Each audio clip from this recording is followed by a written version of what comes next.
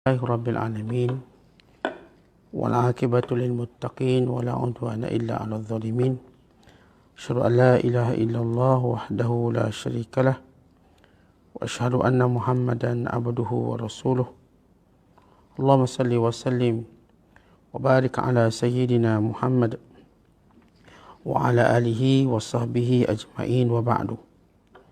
وقال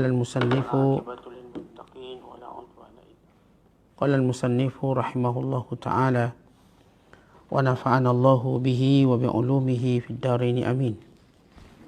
Berkata Imamul Allamah Abul Qasim Abdul Karim bin Hawazin Al-Kushairi, semoga Allah Ta'ala merahmatinya dan kita mendapat manfaat serta barakah ilmunya. Bab yang ke-12, khusyuk dan tawadhu'.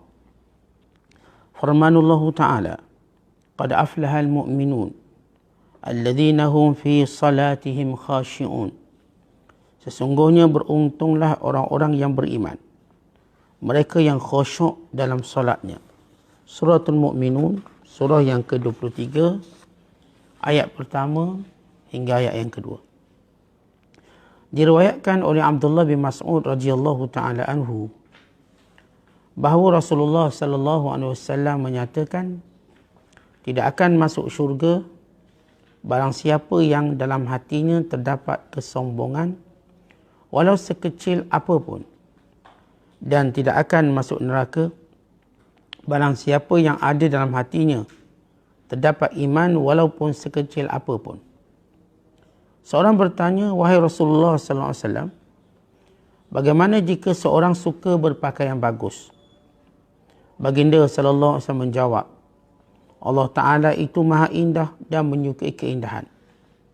Sombong adalah berpaling dari Allah dan mencemuh manusia. Anas bin Malik mengkhabarkan bahawa Rasulullah sallallahu alaihi wasallam mengunjungi orang sakit, mengiringi jenazah, mengenderai kaldai dan memenuhi undangan budak-budak. Dalam peperangan melawan Bani Quraidah dan Bani Nadir, Rasulullah sallallahu alaihi wasallam mengendarai seekor kaldai yang diberi tali kendali dari ijuk kurma, yakni dahan atau pelepah kurma, dan di atasnya diberi pelana ijuk pula.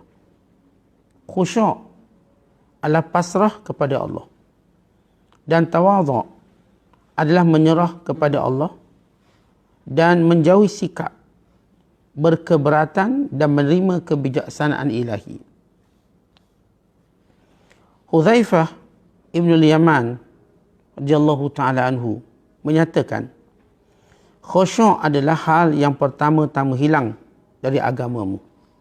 Ketika salah seorang sufi ditanya tentang khusyuk, dia menjawab, khusyuk adalah berdirinya hati di hadapan Allah Ta'ala dengan penuh niat dan penghayatan. Sahal bin Abdullah At-Tustari menegaskan, syaitan tidak akan mendekati orang yang hatinya khusyuk. Dikatakan, di antara tanda-tanda kekhusyukan hati seorang hamba adalah manakala dia dihasuti, disakiti hatinya atau ditolak, maka kewajibannya adalah menghadapi semua itu dengan penuh penerimaan. Salah seorang sufi berpendapat, kekhusyukan hati adalah menahan diri dari melirik-lirik, jadi memandang yang lain.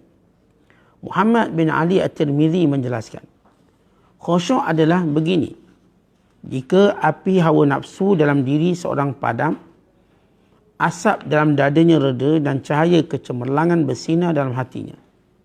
Lalu hawa nafsunya mati, hatinya hidup, dan semua anggota badannya menjadi rendah hati.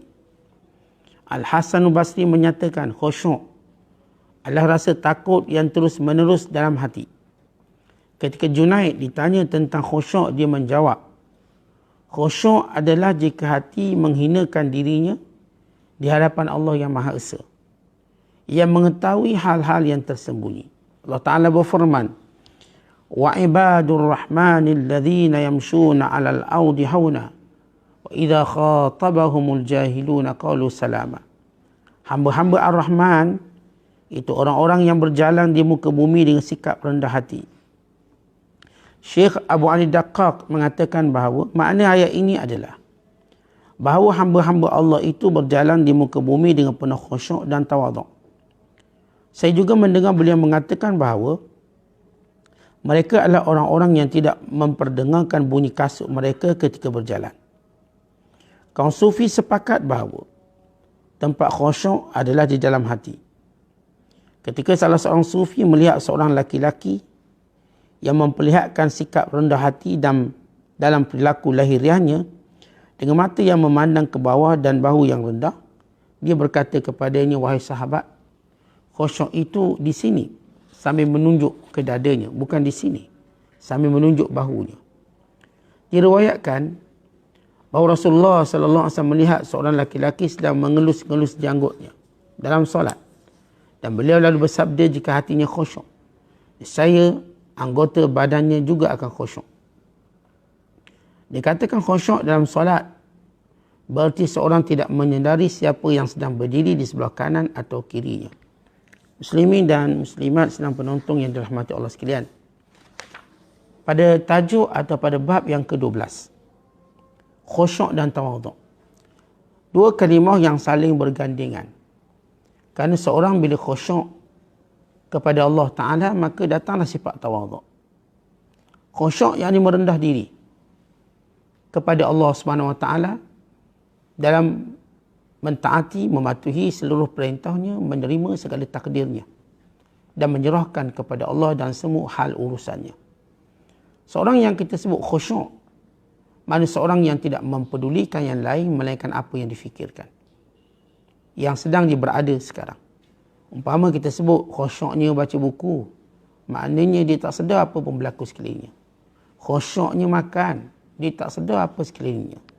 Kita kata khusyuknya berbual, dia tak sedar siapa pun yang datang, siapa pun yang pergi. Kita kata kepada dia khusyuknya bermain, makna dia tak peduli benda lain melainkan hal itu. Khusyuk dalam Al-Quran datang dengan pelbagai makna. Walaupun bila kita membicarakan tentang khusyuk, yang lebih kita faham dalam solat. Kerana itu bila pengarang memulakan ayat dengan membawa firman Allah dalam suratul Mu'minun ayat pertama dan kedua, bila mana Allah berfirman, alladzina hum fi salatihim khashi'un, orang-orang yang khusyuk dalam sembahyang.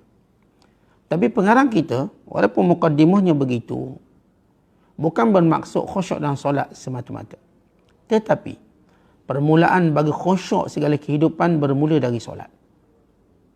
Seorang yang khusyuk dalam solatnya, maka khusyuklah dia dalam semua kehidupannya. Para ulama dalam mendefinisikan khusyuk, mereka berkata sukunul qalbi, hati menjadi tenang. Wattadhallulu, dan dia merendahkan, merasa hina dirinya. Allah Ta'ala berfirman, khashi'atan absaruhum tarhakhum dhillah wa qad kanu yud'auna ila as-sujudi wa hum salimun. Dan kata Allah, khusyuk pandangan mereka dengan penuh rasa hina. Mereka menyesal dengan apa yang mereka lakukan di dunia. Dahulu mereka pernah diseru untuk bersujud, tetapi mereka tidak melakukannya walhal mereka mampu. Allah gambarkan di hari kiamat kelak kelompok manusia yang menundukkan pandangan, yang merasa terhina, tidak fikir melainkan kesalahan mereka, tidak fikir melainkan kebesaran Allah yang mereka sedang berhadapan. Sebab itu Allah berfirman, khasyi'atan absaruhum, pandangan mereka tidak melirik ke kanan dan ke kiri, khusyuk, tunduk, hina, tarhaquhum dhillah, mereka benar-benar rasa hina. Wa qad kanu yud'auna ila as-sujud wa hum salimun, kerana dahulu mereka boleh sujud kepada Allah tapi mereka tak buat dalam keadaan mereka sihat. Sekarang mereka menghadapi penyesalan mereka. Bila mana Allah Ta'ala menyatakan tentang penyesalan orang kafir, bahkan penyesalan orang-orang yang melakukan kesalahan dan dosa. Walau tara izil mujrimuna nakisu ru'usihim 'inda rabbihim. Wahai Muhammad, sekiranya kamu melihat hari itu, orang-orang yang melakukan dosa, mereka memandang hina, menundukkan pandangan dengan penuh hina. Jadi Bila Allah menyebut khusyuk, wa khasya'atil aswatu lirrahman fala tasma'u illa hamsa. Hari itu semua suara tidak kedengaran. Tunduk suara. Tidak mereka dengar melainkan bisikan sesama mereka sahaja. Khusyuk. Jadi tuan-tuan sekalian, bila kita pergi kepada makna khusyuk, maka secara automatik datang makna tawaduk. Yang saya katakan tadi bahawa seorang yang tidak solat, tidak pernah merendahkan diri pada Allah, bagaimana dia mampu tawaduk, rendah diri. Seorang yang tidak pernah sujud kepada Allah, bagaimana dia mampu untuk tidak sombong. Kerana seorang yang pernah sujud pada Allah, dia tahu bahawa di atasnya itu ada Allah. Yang berkuasa atasnya Allah. Tapi seorang yang tidak pernah sujud, dia merasakan dia lah paling berkuasa. Dan inilah kata Fir'aun. Ana rabbukumul a'la. Aku Tuhan kamu paling tinggi sekali. Sebab dia tidak mengenali Tuhannya.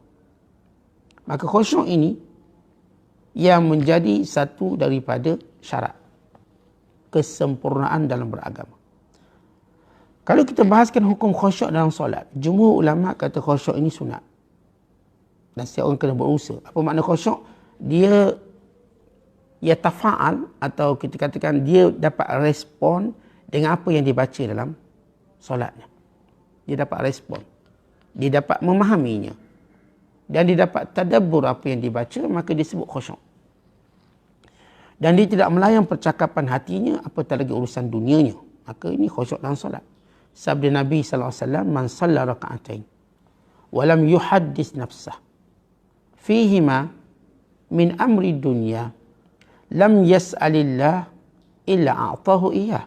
Satu hadis, baginda sallallahu alaihi wasallam bersabda, siapa yang solat 2 rakaat dan dia tidak bercakap dengan dirinya, bercakap dengan monolog dalam hati. Allahu Akbar, lepas ni nak ke mana? Lepas ni mungkin saya nak itu. Dia bercakap, dia layan. Kata baginda sallallahu alaihi wasallam, siapa yang solat 2 rakaat, lam yuhaddis nafsahu, dia tak bercakap dengan dirinya, syai'an min amri dunia, sesuatu pun urusan dunia. Tapi kalau dia bercakap urusan akhirat, tak apa, ya Allah, kalau aku mati ketika solat, ya Allah, kalau aku mati sebelum taubat, ya Allah, kalau sekiranya engkau tidak menerima solatku ini, itu tak apa. Itu tidak menafikan khusyuk. Seorang yang bila mana dia benar-benar khusyuk, kata baginda SAW, lam yas'alillaha syai'an illa a'tahu iya. Kalau diminta sesuatu, Allah bagi. Dan satu riwayat yang lain, ghafarallahu ma taqaddama min dhanbi. Seorang bila khusyuk, Allah ampunkan dosa dia. Tapi Imam Al-Ghazali rahimahullah menyatakan khusyuk ini merupakan wajib dalam solat. Wajib.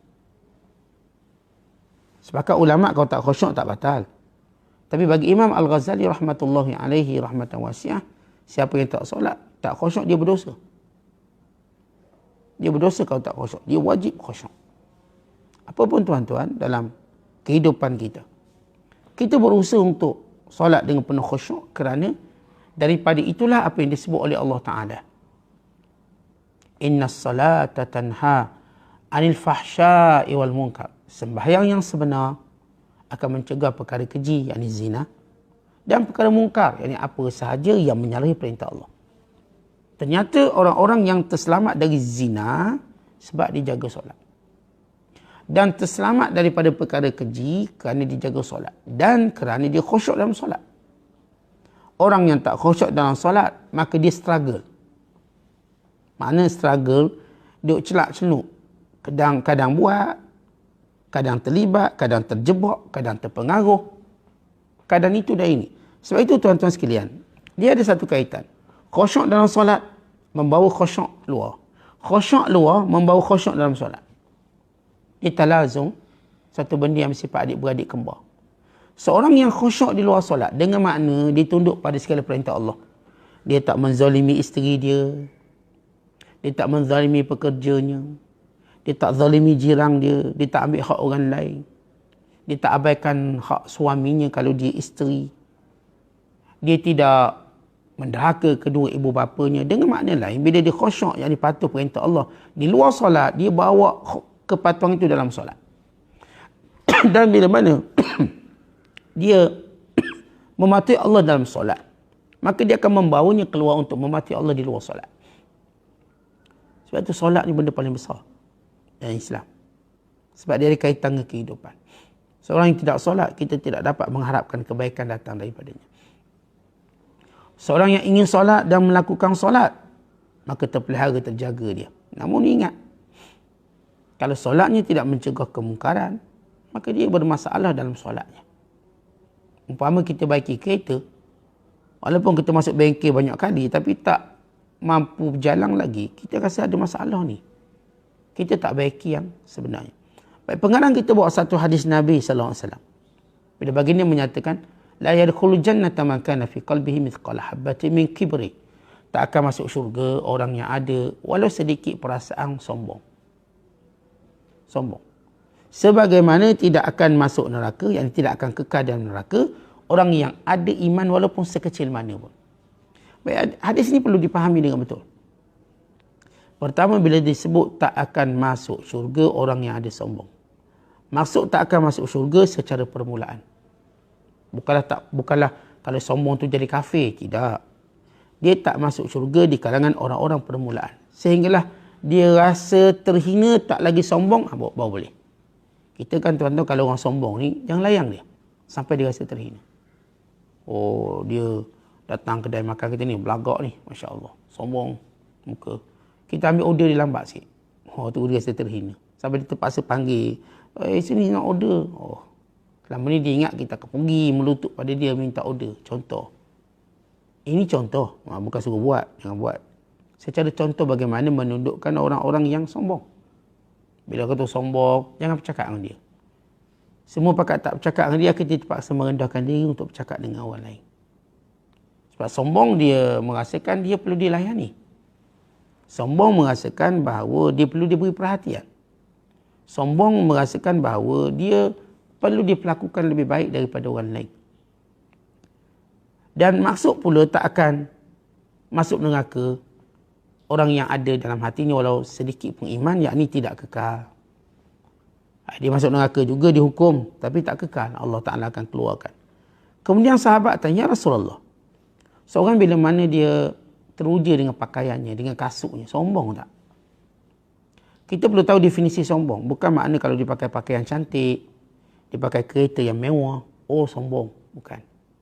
Bukan bermakna bila dia rumah besar, sombong. Bukan. Itu rezeki masing-masing. Bukan bermakna dia pakai jam yang mahal, oh sombong dia tu, jam dia mahal. Sebab dia pakai jam Rolex, dia sombong. Kami pakai jam Citizen ni tak sombong. Bukan begitu. Kata baginda SAW memakai pakaian yang indah. Innallaha jamal, innallaha jamil, yuhibbul jamal. Allah cantik, Allah suka yang cantik-cantik. Tetapi sombong itu hakikatnya apa? Hakikatnya ialah batarul haq, tolak kebenaran. Wa ghamtun nas, hina manusia. Ditolak kebenaran. Apatah lagi kebenaran yang datang daripada Allah dan Rasul. Kebenaran datang daripada mulut para alim ulama. Dan dia merendahkan. Direndahkan Allah. Direndahkan Rasulnya. Direndahkan orang-orang soleh. Direndahkan orang-orang yang bertakwa. Direndahkan para ilmuwan. Maka ini hakikat sombong yang melampau. Ghamtun nas. Pandang sebelah mata. Ditegur dah tak peduli dah. Selama ni kita dengar kata ustaz ni. Kita patuh.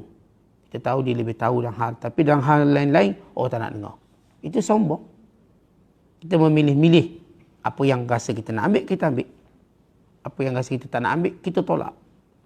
Bukan begitu sikap orang yang tawaduk.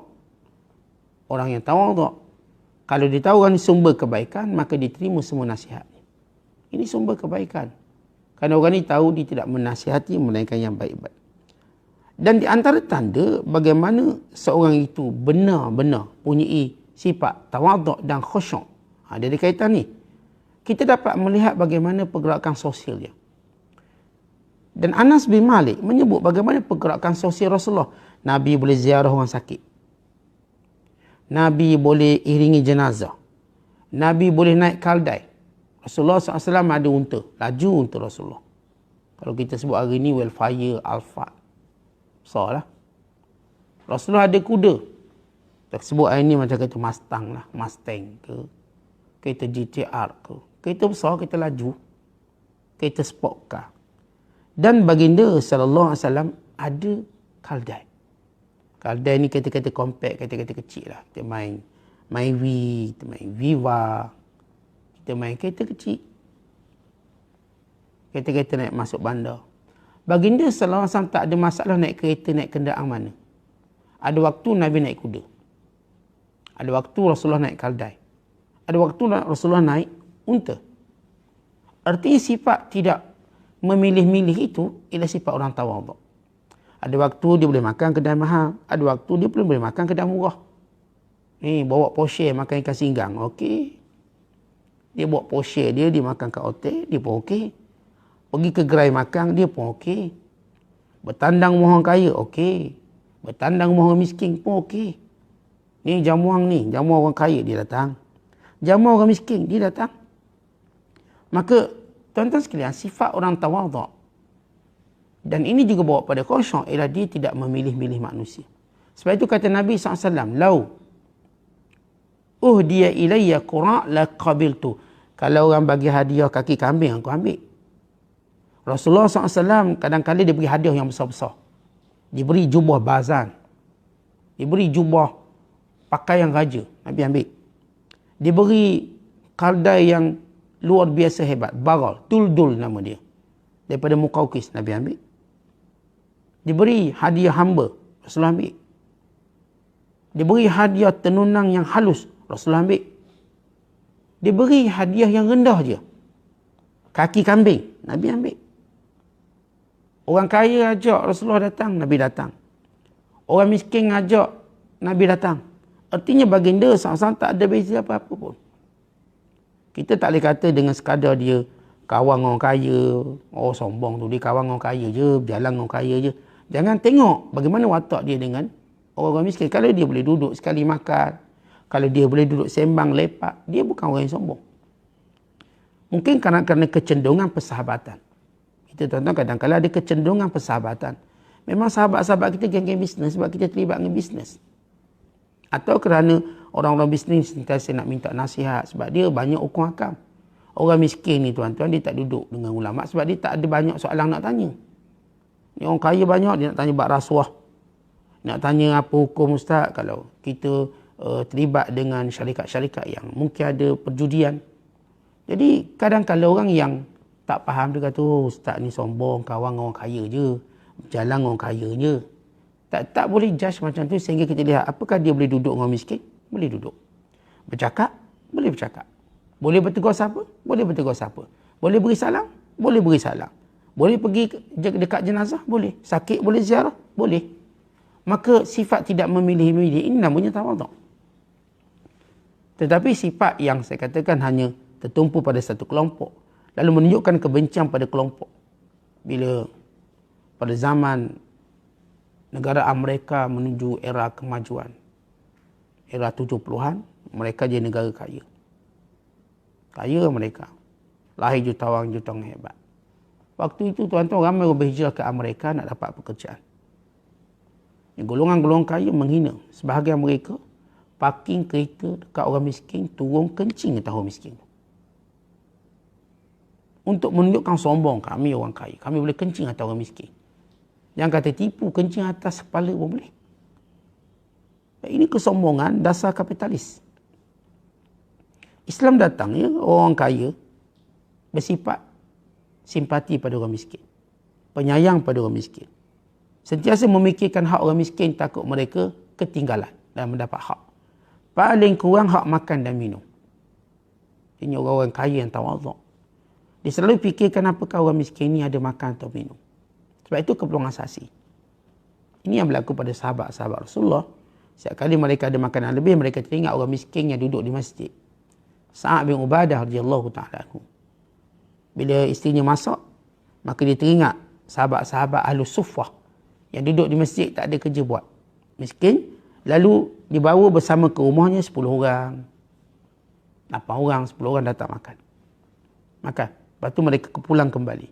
Paling kurang, simpati orang yang berada kepada orang miskin ialah dalam masalah makanan. jaga makan minum mereka. Itu paling kurang supaya mereka dapat survive. Kemudian kita lihat, baginda sallallahu alaihi wasallam tak ada masalah kalau pelana untanya, pelana kaldainya cuma diperbuat daripada pelepah kurma. Pun okey, tak ada masalah. Boleh. Artinya dalam berkenderaan, walaupun kita katakan baginda sallallahu alaihi wasallam punya kenderaan yang banyak. Nabi ini banyak kenderaan. Bahkan Zainab binti Jahash radhiyallahu ta'ala anha, salah seorang isteri Rasulullah pun banyak kenderaan. Dia ada garaj besar ni, unta macam-macam. Banyak. Dia orang kaya. Rasulullah tidak mencela itu. Kita tidak mencela orang kerana banyak hartanya. Kita tidak mencela orang kerana banyak duit dia. Tapi kita mencela sifat sombong. Hatta orang miskin yang sombong lagi teruk daripada orang kaya yang sombong. Sebab orang kaya dia ada dorongan untuk sombong. Orang miskin apa dorongannya? Melainkan memang sombong yang teruk lah. Jadi kembali kepada perbahasan khusyuk dan juga sombong. Yang saya katakan adanya talazum, adanya kita katakan keseragaman antara dua sifat ini. Seorang yang khusyuk melahirkan sifat tawaduk. Seorang yang tawaduk melahirkan sifat khusyuk dan sebaliknya. Baik kata Imam Abdul Qasim Kushairi, khusyuk pasrah pada Allah. Maksud pasrah pada dia, tawakal pada Allah. Serah pada Allah. Manakala tawaduk adalah menyerah kepada Allah dan menjauhi sifat keberatan dalam menerima kebijaksanaan ilahi. Tawaduk ni maknanya tuan-tuan, kita tak pun pernah objek atau melawan apa yang Allah takdirkan pada kita. Seorang yang tawaduk. Ialah Allah Ta'ala takdir apa pun kita terima. Itu tawaduk. Merendah diri. Sebab yang melakukan keputusan ini Allah yang maha bijaksana. Wa fawqa kulli dhi ilmin alim. Di atas orang yang bijaksana itu Allah yang maha bijaksana. Contoh kalau doktor yang bijak, dia cakap apa-apa pun tuan terima. Doktor yang bijak, dia cakap apa pun kita terimalah sebagai pesakit. Doktor kata awak ni kena denggi. Ya betul doktor. Kita tak lawan dia. Jadi obatnya begini. Awak kena cek darah, awak kena dia masuk ward. Awak kena sekian-sekian. Kita pun terima sebab dia bijak. Doktor. Allah maha bijak. Bila Allah mentakdirkan kita dengan satu takdir, bila kita menerimanya, itulah tawaduk yang sebenar. Kerana orang yang tidak tawaduk dengan Allah, tidak pernah akan tawaduk dengan manusia. Sebab itu dalam hadis menyebut, man tawadu'a lillahi rafa'ahu Allah. Siapa yang tawaduk pada Allah, maka Allah angkat dia. Man tawadu'a lillah, tawaduk dengan Allah dulu. Kalau Allah beri hukum haram, kita duduk lawan, kata halal. Kita kalau dengan Tuhan boleh lawan, dengan manusia lagi kita lawan. Allah pun kita lawan terang-terang lagi bersuluh. Perintah-perintah Allah duduk lawan. Macam mana orang ni tuan-tuan yakin dia akan tawaduk? Dia tak akan tawaduk. Dia sombong. Kalau dilawan perintah Allah yang maha berkuasa, yang beri rezeki padanya setiap hari, yang beri nyawa dan kehidupan, tiba-tiba dia lawan perintah Allah, lalu tuan-tuan kata, oh, dia tu tawaduk Ustaz, jalan, pelan-pelan, tunduk kepala. Bohong. Dia bohong. Dia cuma menyembunyikan kejahatannya, bimbang mudarat kepada kamu. Sebab kalau dia sombong, kita pun marah dia, kita maki, dia takut. Sebab dia pun tunjuk rendah diri. Cakap lembut je. Ternyata dengan Allah dia sombong. Sebab itu tuan-tuan jangan mengharap orang yang rendah diri bila disombong dengan Allah Ta'ala. Baik, Huzaifah sebut. Baik, kembali pada makna khusyuk pula. Jangan keliru. Kejap Ustaz cerita khusyuk. Kejap Ustaz cerita tawaduk. Benda satu ni. Kita katakan kita nak cerita tentang kedua-dua sifat ini, tapi mereka ni saling berkait. Khusyuk melahirkan tawaduk. Tawaduk melahirkan khusyuk. Dua sifat yang berkait rapat. Baik, bila Huzaifah bin Yaman kata, yang pertama diangkat oleh Allah ialah hilangnya khusyuk dalam agama. Kata yang pertama ialah hilang khusyuk dalam agama. Atau dengan lebih tepat, hilangnya khusyuk dalam solat. Kita bak lain semua khusyuk. Main Facebook khusyuk. Khusyuk main Facebook. Tak sedar 2 jam. Pergi taman tema, water park, khusyuk. Tak sedar dah maghrib. Duk padang takraw, kok badminton. Tak sedar. Masuk hypermarket. Masuk pagi, tak sedar. Malam dah. Kita khusyuk pada semua urusan dunia, melainkan urusan akhirat. Mengaji Quran baru selai, duk fikir sana, fikir sini. Tak habis 2 lai. Walaupun dah niat 2 lai. Sembahyang ni 2 rakaat, tah fikir situ, tah fikir sini. Akhir tak ingat berapa rakaat pun. Yang pertama hilang dalam agama kita ialah khusyuk, yang fokus kita dalam hal agama. Bila mengaji tak khusyuk, bila sembahyang tak khusyuk. Bila menuntut ilmu tak khusyuk. Kita menuntut ilmu pun tak khusyuk. Kalau tengok filem tuan-tuan 2 jam, relax. Tengok bola 2 jam setengah dengan iklan, relax. Tengok kuliah setengah jam ni, melilau ni, sana sini, buka yang tu tak kena, buka yang tak kena. Hilang khusyuk. Tuan-tuan, bila hilang khusyuk dalam urusan agama, maka tak banyak kebaikan yang kita dapat harapkan dalam diri kita dalam beragama. Sebab agama itu dibina dengan kekhusyukan. Kerana itu sepatutnya kita tenang dalam agama. Tetapi dengan agama kita masih lagi tak jumpa ketenangan. Kerana kita tidak khusyuk. Kita khusyuk pada seluruh urusan duniawi. Bila Allah berfirman dalam suratul Hadid ayat yang ke-16. Alam ya'ni alladhina amanu an takhsha'a qulubuhum li dzikrillah wa ma nazala minal haqq. Apakah belum sampai waktunya seorang itu merasakan khusyuk untuk dalam mengingati Allah dan dalam menerima kebenaran? Tak sampai masa lagi ke? Maka dipersoalkan. Tuan-tuan, kita dah masuk 40 tahun, 50 tahun. Belum sampai ke masa lagi kita khusyuk dalam beragama. Kita ni tuan-tuan 60 tahun, kubur kata sini kau. Umur dah halau pergi. Anak-anak kita dah tinggalkan kita sendiri. Tapi khusyuk masih belum hadir dalam bacaan Quran kita, dalam solat kita, dalam menuntut ilmu kita, dalam hal-hal kebaikan kita. Maka kita berkata inna lillah wa inna ilaihi raji'un. Kita sudah mati sebelum kita mati. Kerana itu syaitan cukup benci kepada orang yang khusyuk. Cukup benci. Dan khusyuk ini ada tanda, kata ulama, di antara tanda kekhusyukan, dia mampu menerima apa pun takdir Allah. Kalau disakiti, kalau dia difitnah, kalau dicuba dihina, direndahkan, dia okey. Dia tenang. Tak nampak pun pada raut wajahnya kebimbangan. Yang ni fitnah. Orang fitnah dia ni. Sambil meniaga ayam, fitnah. Orang ni begini-begini. Sambil meniaga kacang, fitnah. Orang ni begini-begini. Sambil sama meniaga ni, meraih untung, nak fitnah orang. Nak rendah-rendahkan orang. Sambil buat kerja tu, dia dengar orang tu fitnah dia. Dan dia tahu orang ni berjalan membawa fitnah yang banyak. Tapi dia tenang, dia okey. Kerana apa? Sebab dia khusyuk. Dia tak peduli benda tu sebab dia ada benda besar untuk dipedulikan. Dia tak peduli orang fitnah dia. Dengan cara apa pun orang fitnah. Telefon sana, telefon sini untuk memfitnah. Untuk menceritakan keburukan-keburukan. Yang ni pula meniaga. Dalam meniaga tu fitnah. Untuk ceritakan keburukan. Yang orang tak tahu, biar tahu. Dengan versi dia. Tentang orang yang tahu dia difitnah. Dia okey, dia tenang. Sebab dia diajar khusyuk. Dia fokus pada tujuan dia diciptakan oleh Allah. Dia fokus kepada tugas-tugasnya berdakwah. Dia fokus pada tugas-tugasnya untuk mempertingkatkan iman dia.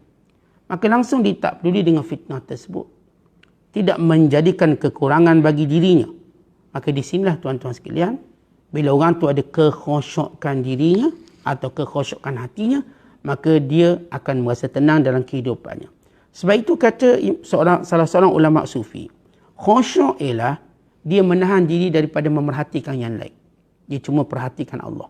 Macam saya sebut tadi lah, tuan-tuan bila khusyuk main Facebook, tuan-tuan tak tengok dan yang lain. Tuan-tuan bila khusyuk tengok bola, tuan-tuan tak tengok orang lain. Walau ni, dalam stadium ni beribu orang, tuan-tuan tetap memandang padang bola. Sebelah kita ni, ramailah perempuannya, laki-laki tak tengok bola. Bola tu masuk go tak masuk go. Kita bersorak pada go. Berdebar hati kita pada bola tu. Hati kita letak pada bola. Dan pada kaki-kaki pemain. Demikian bila orang khusyuk kepada Allah Ta'ala, maka dia tak peduli yang lain. Melainkan Allah Subhanahu Wa Ta'ala, dia redha dengan Allah Ta'ala. Sebab itu kata Hasan al-Basri, khusyuk itu ialah takut yang berterusan kepada Allah. Dan khusyuk itu maknanya, dia akan rendahkan dirinya di hadapan Allah Ta'ala sahaja. Biarlah orang kata apa pun tentang dia, dia kepada menilai dirinya kepada dengan penilaian Allah. Orang nak nilai dia tak ikhlas. Orang nak nilai dia ni show off, menunjuk-nunjuk ego. Biar orang tu nilai. Orang boleh saja nak menilai kita dengan apa pun penilaian. Silakan. Tapi kita tahu penilaian yang sebenar datang dari Allah. Sebab tu kita tak kisah ada orang kata, oh dia ni ego. Oh dia ni tak reti rendah diri. Biarkan dia. Kita tahu, kita khusyuk kepada Allah. Lalu kita melihat penilaian di sisi Allah SWT. Sebab itu tuan-tuan sekalian, bila Abu Ali Daqqaq dia kata, orang yang benar-benar khusyuk ialah orang-orang yang bila mana berjalan dia tak fikir nak nunjuk bahawa dia sedang hadir. Bukan dia merendahkan suara tapak kaki dia. Dia pun tak nak ganggu sesiapa pun. Maka ini orang-orang yang khusyuk. Dan orang-orang yang khusyuk juga, kata para ulama, ialah orang-orang yang sentiasa melihat dirinya rendah berbanding orang lain. Tapi bukanlah khusyuk itu dengan bentuk cara berjalan. Bahu pun rendah. Tak, khusyuk ini di sini. Kadang-kadang kita tengok orang tu, dia ni berjalan nampak tawaduk, rendah diri, tunduk kepala. Gambaran lahiriah itu tidak menunjukkan hakikat. Khusyuk di sini. Sebagaimana takwa juga di sini. Maknanya tuan-tuan, tidak ada ruang untuk orang berlakon khusyuk. Tidak ada ruang untuk orang berlakon untuk memperlihatkan dirinya tawaduk. Kerana ia benar-benar sesuatu yang datang dalam hatinya, dan siapa pun yang berlakon, kelak akan dipertontonkan watak sebenar dia. Kita nampak dia macam tawaduk je. Tak. Watak sebenar kamu akan diperlihatkan oleh Allah. Jadi hati-hati tuan-tuan dengan sampai Allah Ta'ala bongkarkan keaiban kita. Moga-moga Allah berikan kepada kita khusyuk dalam hati. Dan Allah Ta'ala berikan tawaduk kepada kita. Biar dua sifat ini menjadi sifat yang menjadi buruan kita, kesungguhan kita, mujahadah kita. Dan kita bertemu dengan Allah membawa dua sifat yang mulia ini, sentiasa tunduk, khusyuk, tawaduk kepada segala perintah Allah. Wallahu a'la wa a'lam bissawab. Assalamualaikum warahmatullahi wabarakatuh.